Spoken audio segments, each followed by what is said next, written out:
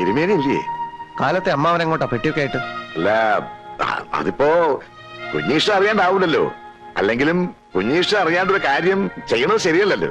എത്രയും പെട്ടെന്ന് എന്റെ മോക്ക് സുഖാവണം. അമേരിക്കന്നോ ഇംഗ്ലണ്ടിന്നോ എവിടെ നിന്നായാലും പെട്ടെന്ന് മരുന്ന് വരുത്തു തന്നെ.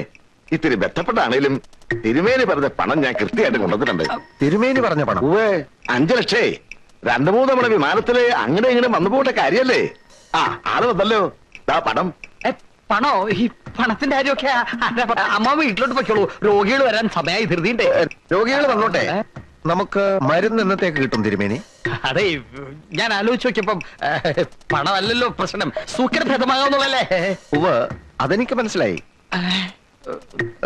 അമ്മാവനൊരു കാര്യം ചെയ്യൂ, ഞങ്ങൾ അമേരിക്കയിലേക്കൊന്ന് ഫോൺ ചെയ്യട്ടെ.